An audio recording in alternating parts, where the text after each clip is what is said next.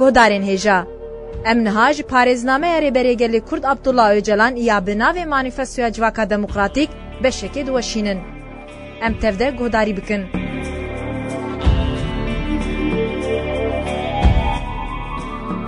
یەکژی کەوتیên mezin ên rêbaza marksîst ew bû bêyî ku şoreşê di qadên zihnî de xurt bike li bendê ma proletarya rojane di bin nîrê zordestî û îstismarê de civaka nû ava bike. Marksîstan nedît ku proleter kole ye ku ji nû ve hatiye keşif kirin.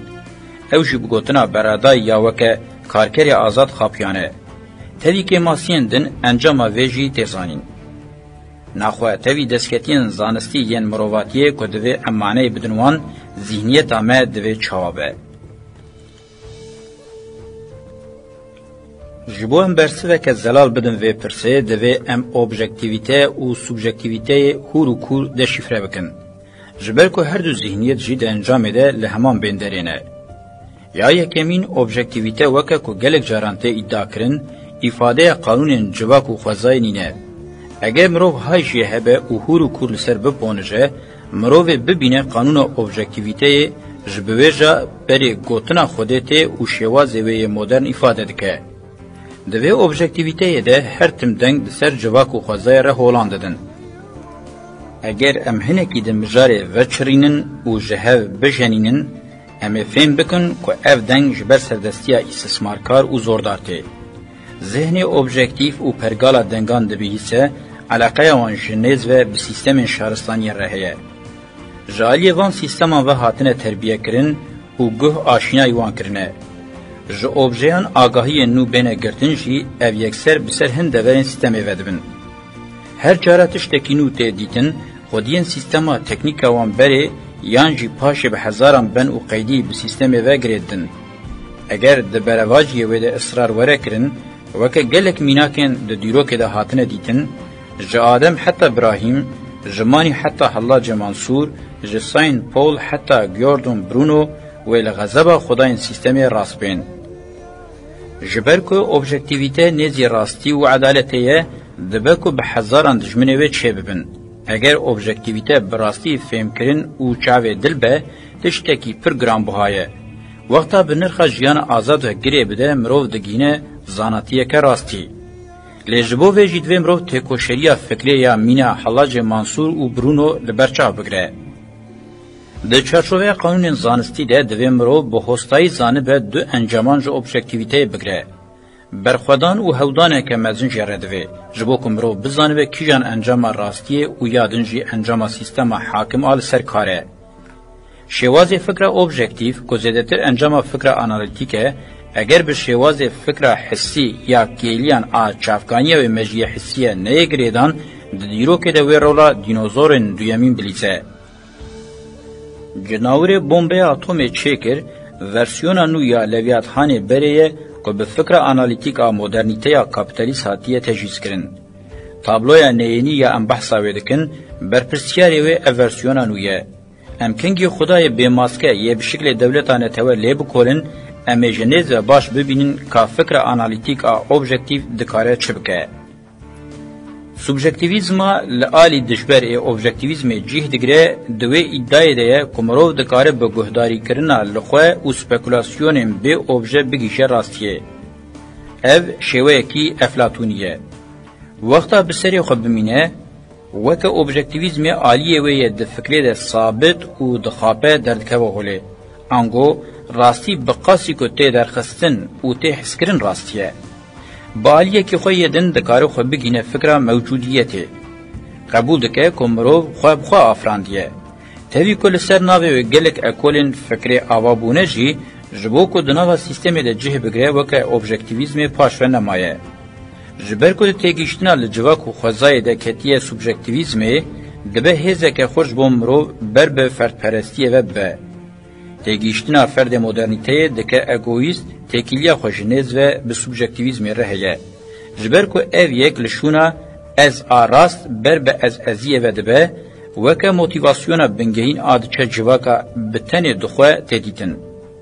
Subjektivîzm ji fikra teqinî a çi qas ezîtî ew qas heqez jî berpirsyar e. Sîstema kapitalîst gelek fikrên xwe ji vî şêwazê fikrê girtiye. ev şêwazê fikrê di serî de edebiyat di qada hunerê de cihatiye nîşandan û bi afirandina cîhana ferazî bi encam bûye. Bi rêya hunerê, endüstriyê bi tevahî civak kir bin bandora xwe û meşruîyeta sîstem hewcedarî wê ye qat bi qat bicîştîne. Civak kêlî bi kêlî dibin bombebarana ferazî de tê ragirtin û dihêle ku qabiliyeta xwe ya fikirînê wenda bike. Heqîqet dadikeve asta cîhaneke simülasyonê. Maneya ferqa di navbera kopî û esil de namîne. Aliyê erênî yê subjektivîteyê li xwe guhdarî kirin, zêdetir bi fikra hissî ve girêdayî û têkildar e. Di xwe guhdarîkirinê de keşifkirina bi têderxistin û hiskirinê aliyekî xurt e. Di zanyariya rojhilata naverast û tasawufê de hewdanek hatiye dîtin ku bi rêbazar xwe guhdarîkirinê yekparebûna civak û xwezayê bêdanîn. Bi vê jî gelek qonak hatine derbazkirin. Hînê jî mirov dikare weke çavkaniyeke xurt bike ku bikêrbê. Li hemberî objektivîzma rojava, subjektivîzma rojhila duwarê exlaqî de bi nêzîkbûna xwe ya civak û xwezayê xwedî roleke li pêş e. Objektivîzm û subjektivîzm jî timî ketine nava wê nexweşiyê ku xwe weke dengê Xwedê nîşandan e. Ji vî alî ve her du digîjin hevdû. Nêzîkbûnên xweda, xweza û civakê yên eqlê mirov tê nagihin û hundirînin, nikarin xwe rizgar bikin û dikevin xizmeta qiralên tazî û li pişt perdeyê yên di rewşa xwedayên bi maske û bê maske yên sîstemê de ne. Roja me ya îro, ya rasî di modernîteya kapitalîst de objektivîzm bi saziyên dibistan û zanîngehan ên pozitivîst, subjektivîzm jî bi her şêwaz saziyên xwe yên ruhaniyet û dîndariyê bawayekî zexm û qehîm cihê xwe girtine û ji du aliyan ve sîstemê rewa dikin. Ji rêbazeke heqîqetê, ji rejîmeke zêdetir, bi dawndakiya sîstemê radibin. Weke sazî û kadroyên rewakirina desthilatdarî û îstîsmarê bi qasî saziyên mitîngerî û zora eşkere bikirtin. Careke din hêzên sîstemê yên bi gotinên desthilatdarî heqîqet e û zanist hêz e bûne yek li pêşberî me ne. Navê lîstika di sêgoşeya sermaye zanist siyasetê de ku em dikarin weke şîrketê binav bikin, gera li heqîqetê ye. Li derveyî vê lîstikê her gera li heqîqetê ya dijminê sîstemê ye yan têtine kirin yan jî dikşînin nava xwe û hew didin wê bihelînin. Mane gelekî zêde ji dest çûye û li hemberî vê rewşê şaristaniya maddî di qonaxa xwe ya pêşketî de dor li me girtiye. Ji xeleka hêza sermaye zanist polîtîk mirov çawa dikare xwe rizgar bike. Ji Nietzsche heta Michel Foucault filozofên azadiyê li bersiva vê pirsê geriyane û ev pirs ji wan pirsan nîne mirov karibe bersiva wê bide. Filozofên em behsa wan dikin li hemberî modernîteyê hukm dane ku civak hatiye xesandin û mirov miriye, ji lewra divê mirov van filozofan fêm bike. Gelek nexweşî hene van hukmên filozofan piştras dikin. Kampên mirinê, bombeya atomê, şerên qirkirina etnîk, talankirina hawirdorê, bêkariya girseyî, zêde tengavbûna jiyanê, pirbûna kanserê û nexweşiyên mîna AIDSê, ji lewra jî gera li heqîqeta dijber jî gelekî hewce dibe. Divê ez careke din destnîşan bikim ku ekolên sosyalîzma zanistî, sosyal demokrasî û rizgariya neteweyî ku saziyên mezin ên muxalif têne qebûl kirin, ji zû ve weke mezhebên modernîteyê cihê xwe diyar kirine û rola xwe rabûne. Mirov fêm dike ku gelek lêgerînên kirazguhertî yên postmodern dibistanên fikrê yên modernîstin.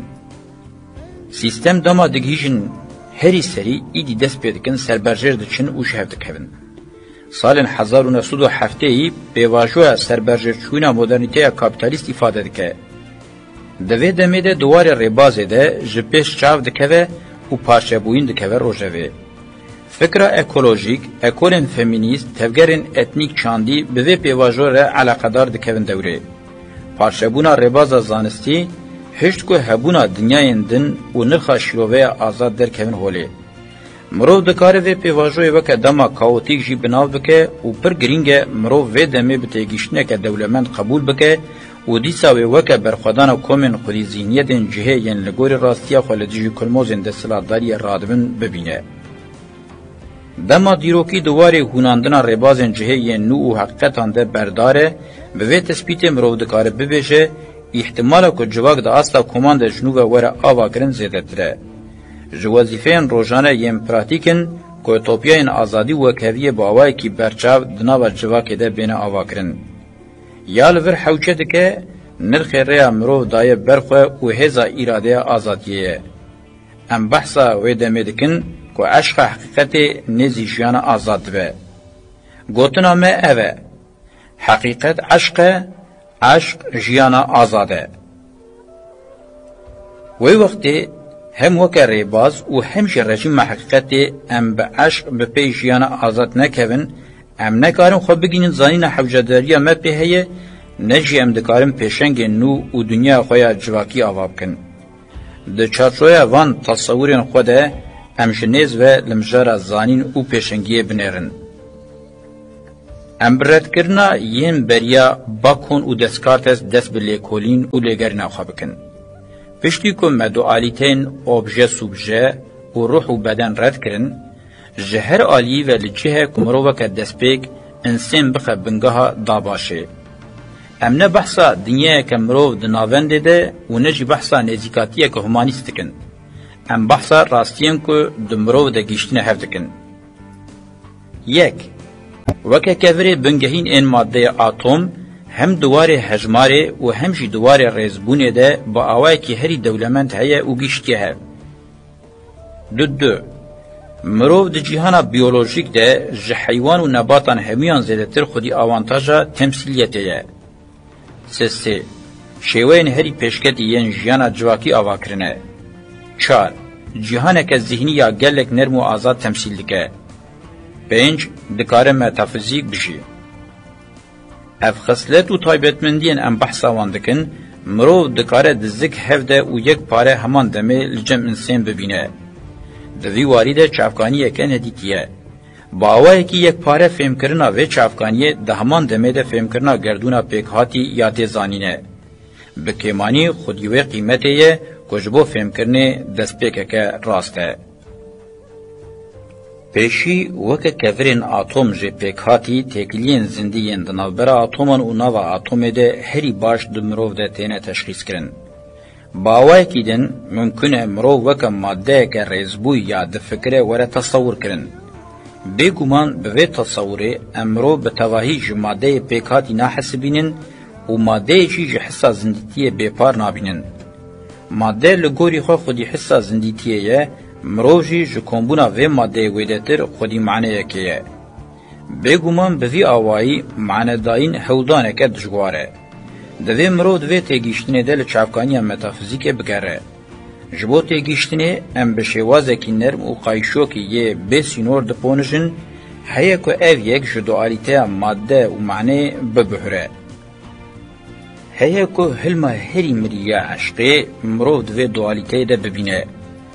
بلکی جو دوالیته دعفدان و کشاندنه بخواه و گوهری به ماده و معنی. وقتا تی گوتن ده بنگاه گردونه ده عشقه بلکی جو مبس جه اف دوالیته به. مینا که اف عشق ده مروف ده لسر هیمه هری بهیز رونشتی به. از دخوازم و بشم. لگوری من لکولینا ماده ده مروف ده ریباز هری نزی راستیه. ورخویایه للابراتوارین مدرنیته یم با آوائی که دجوار هاتنه ایزوله کرن ممکنه مرو خالصر ماده بگینه شروعه که نزی راستیه.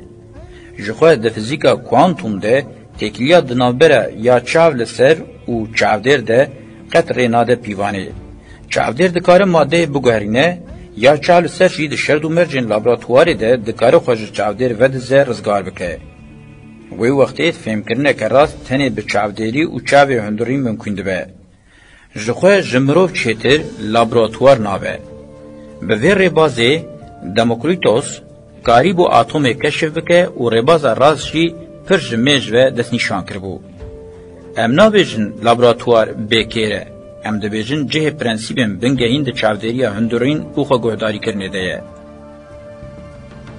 ام دکارم پرنسیبا خواه هینه زیده تر خورد بکن. به تواهی قانون فیزیک و کیمیای ممکنه دمروف ده نزی به قصور بدیدن. ته لابراتوارا کیمیا و فیزیک بقاسی دیا مروف ده خودی تونه که بکاپاسیته نینه. آگاهی فیزیک و کیمیای ین هری زیده نزی راستی مروف دکاره خود انسان ده بگهینه. معنی چیکرنا جه تکیلیا ماده و انرژی دیسا بشیوه که دولمند مروف ده هیه. او درفته مروف خواه ده مجیه انسان ده بگینی یکیتیا ماده، انرژی و فکره. گلو او یکیتیا ده مروف ده طایبتیه که گردونیه. تثبیت آمدکاره مبر به پرسه که وصا مزن و بره. ده فهم کرن که ده اساس گرتنا مروف ده پرنسیبا میا یکمین حتی داوی خودی پوتنسیلا تگشتنیه. جلو هم دکارم وکه پرنسیبه که رژیم یا تکوز جبو ریه که به اساس آگاهی گرتنه و چاواتی حقیقته که بفکرن. یا دویمین هم دکارن دوالیتین زندی و نزندی بمیناکن دولمند مروف ده بمینن. دناو زندیتین داری چاو ده یا مروف خودی تایبتین هری پیشکتیه. پیشکتنا زندیتیه ده مروف ده درکتی آستا هری جور. بویره بش ماده جی به پیشکتنا زندیتی دزک هفده و پر گیشتی آستکه پیشکتی. به سروبریا دماده مجیده و پیشکتنا زندیتی ویده هینه جی تجی سره. زانست دربار مجید خودی آگاهی انگلکی بسینورن. د مجید تکیلین د نوبر قابلیت ماده یا نظامی و زندیتی قابلیت فکر مجرد بدستخستیه هینه جی وکه پرزگریکه که مزن کشفیل پیشیامه رادوسته. ام وقتا بحثا دولمندیا میناکان دکن، ام بحثا وی ارگانی محتشم دکن. هر وها د سری د دل، ارگانین دن ام بدنه بسری خواه موجیزنه. از همه یک سر وی بیشم. ارگانین مروف او چند کمپلکسن، نابکم مروف جلیکولین تبیر بهیله. بی یکیتیا تواهی زانستان هجای لیکولین هین باشتر بینه کرن. دوالیته روح و بدن مروف دقاتا پسیکولوژی و طبی ده هشتن جهالت که مزنه و حتی بقاسی قتل گناه کی مزنه. دمینا که مروف ده چاودریا املسه تکیلیا زندی بکن دوی مجاری بهنک فرازیان راوه بکن. بریا هر تشتی دوی ام قابلیت زندیتی وکه پوتانسیل دماده ده قبول بکن. اگر اف قابلیت نبویا تبنا مادی یا دمروف ده و بزندیتی فکر و حس آکوژه گلکی پیشکتی تره نکاری بیا حوال بندیه بکه. اگر و صابه ام چوا دکارم بتگیشتینه که خورتر دماده ده و بگینم پوتنسیل زندیتیه. برسوا یکیمین دوی دوالیته دهفدان و کشاندنه لسری تگینا زندیتیه پوتنسیل بدانین. اف پرنسیبا خوصر آدگردونه ده تدیتن دبکو معنیدار به مروه وکه پوتنسیل زندیتیه شروع بکه. یا دویمین جی به پرنسیبه و گریدایی کارکتر پیله یا به پرچکان و امدکاری نشان بدن. امدکارن لوه دوالیته و پرنسیبا ده گردونه ده هبون و والاتی زده بکن. مروف نکاره لهبونه که به والاتیه که به هبون بفکره. اگر امزوره بدن سینورین فکر خواه، یا راستی وقتا مروف جو دوالیته هبون و والاتی ببهره و هر دو جیج غول رابن. ام دکارن چه ناوی لپیک هاتنا نو بکن؟ ها الجی پرسا دویمینا مزنه. هنک وکه هیم بونه دکارن یکسر برسف بدن و ببیجن خودیه. لی اگر ام دوی مجاره ده نلزینن دبکو ام بگیجن فکرین معنی دارتر. بلکی جی امی کاربن بگیجن معنی سر جیانه و برسواوی. وکه تیز زانین جبو دحفدان و کشاندن کارکتر پیله یه پرچک حوجد که. کارکترا پرچک آده هر تیساندنا پیله که ده هیه سدما هجمارا لزاد ثانیه ده 300,000 کیلومتره. شخواه تیگیشنا کنین رش ین روحنیه داده قرطینن جی روشا اسرارنگین زیده تر گران دکن. پشتی که هزا لزه یا تیره جهاد دا قرطاندن راستی امروف بگیشی چیه؟ یک جی پر سنسور جیه وه. اگر ام جو کنین رش ره گر آوین انرژیا خام ببیشن، امیش انرژیا ده تیسر ره چپ بیشن. گلو گردون جو کنه که رش آجو دوالیته ماده و کنه بکته. گلو دوی روشه ده ماده اوکو یا نه ماده یا خونیشاند ده او دکه بدیتن. اگر بود صابه گلو ام نکارن وی گردون خواه ده دیتن وکه زندیه که مزم ببینن.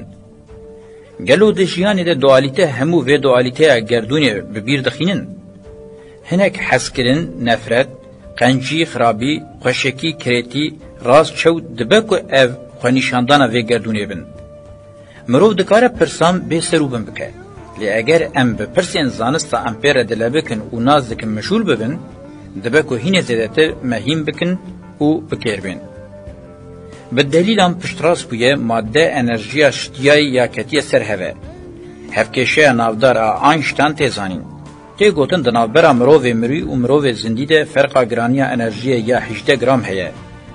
گلو دروشه که ولی ده زندیتی دبه سیستمه که تایبت آهرکین انرژی. وقتا او انرژی دردکوه و والا دبه گلو هبونا خود پاریزه. هنگی گلو روح پارێزیە د باوەریە ئانیمیزمê de nayê piştiraskirin yan jî qet nebe nayê maneyê ku divê ev bawerî li ber çavan weregirtin. Gelo manabe ku mirov têgîştina dibêje gerdûn tijî ruhin yan jî peyva Hegel a mejiyê gerdûnê weke enerjî ruhê madeyê yê zindîtiyê ye binirxîne û weke têgîştin heskirin û şîroveyeke ciddî li ber çav bigire. Em dikarin pirsên bi vî rengî hinê zêdetir bikin. Ya girîng ew e em ê têkiliya zindî û nezindîtiyê ne bi dogmatîzma metafîzik a serdema navîn şîrove bikin, ne jî bi cihêkirina obje sûje, ruh, beden a modernîteya kapîtalîst nêzî heqetê bin. Ne prensîba hêza afirîner a ji derve can dide, ne jî dualîteya madde û ruh a ji mêj ve di gerdûnê de heye dikarin têgîştina me ya dewlemend a jiyanê rave bikin.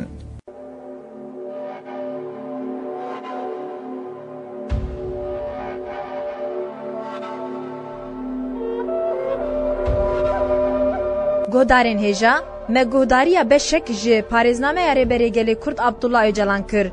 Heta beşeke din herşad û bextewar bin.